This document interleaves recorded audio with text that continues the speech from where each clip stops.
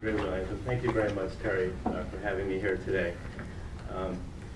I come from a department, energy procurement, where I am a policy person who sits next to essentially a commercial operation. So I come at this problem as an entity who needs to comply with either AB 32 or Waxman-Markey, or whatever else comes before us.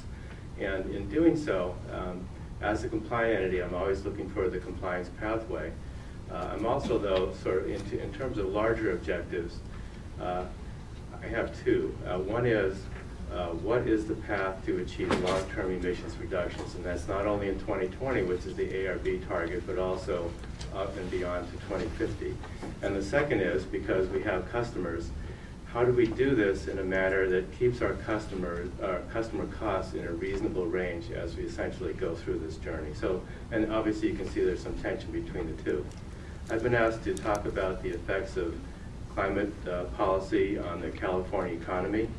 How much will it cost? I have no idea. But I hope as I go through this, I can raise some key questions. So as we all move through either the developments under AB 32 or Waxman-Markey, you'll see some key questions, and you'll be able to actually make that assessment yourself as we go through the next couple of years. Oops. There we go. So this may be familiar to some of you. In terms of compliance options, there are broadly two categories. One is the market, and one is program or standard-based. Under the market, there's cap and trade, and there's a GHG tax. Of course, that second one is not likely to happen either in California or federally. The first basically sets an overall cap on emissions, and then a compliant entity like PG&E would match their emissions with permits or allowances. And then there's trading. So if you have some excess permits, you can trade them, and we flow the cost through to our customers. If you need additional permits or allowances, you can go into the market and get them. So that's a nice sort of market-based approach. What's good about it is that there is a cap on emissions, and that certainly helps in terms of certainty of achieving a 2020 target or targets beyond 2020. What's, from a customer point of view, what's not so appealing is that the price of an allowance or the overall cost of compliance is very uncertain, because you don't really know where that allowance price might go. Under a program and there's also program or standards-based measures, you can call them non-market measures. This program measures, and I'm sure most or all of you are familiar with the renewables portfolio standard in California. That's an example of a program measure. In terms of a portfolio standard, there's a long-term, low-carbon fuel standard for the transportation sector, and I'm sure many of you are familiar with those. So in terms of the Air Resources Board scoping plan, now that's the agency charged with enforcing or implementing developing and enforcing the regulations under AB 32. They use both program measures and cap and trade. I think that's their preferred approach.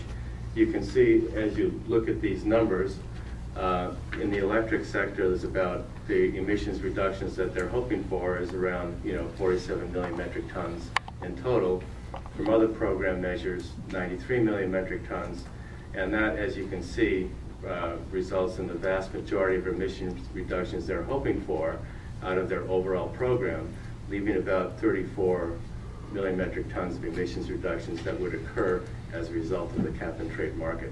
So their reliance is primarily on program measures to meet their 2020 target. Now this just gives you, for California, a sense of proportion of where the emissions are across various sectors. So you can see transportation is the largest, and actually if you had a federal chart, it would flip a little bit. You'd see electricity would have more of the emissions, transportation a little bit less. The point, though, is that here you've got emissions in the electricity sector, in industry. Let's say that's in the first compliance period. That's about 200 million metric tons in total. And the overall cost of the program for California would depend on the allowance price or the average cost of compliance for those two sectors in cap and trade. the electricity sector and industry. So that could be, you know, $10 a metric ton or 20. So that's one component and one key question: what is the allowance price associated with this program? The second question is, how many allowances will be allocated back to consumers? Hopefully, you know, for us, we would like them to flow back through our electric rates or through basically a refund, you know, through the tax system. But, you know, those are the two key questions: what's the allowance price, and how much of the value of those allowances will flow back to consumers one way or another? Two key questions. Okay, now so that's the cost side of the equation. On the technology side, Jiang touched upon this a little bit. You know, one of the selling points in California, if they move first, is that there is this opportunity for economic growth essentially as a first mover, as a state that will develop these technologies maybe ahead of other parts of the country or other parts of the world, and then have a marketing opportunity. So a couple of the key questions here, and I'll close on this, can a cap-and-trade market and the price signal that results from that attract investment into clean technology in California? So that's sort of the first question that you might ask yourself in terms of will this approach provide economic growth for California? And the second would be, will this investment, if it occurs, bring a variety of technologies across many sectors, many of which exist today but not at commercial scale?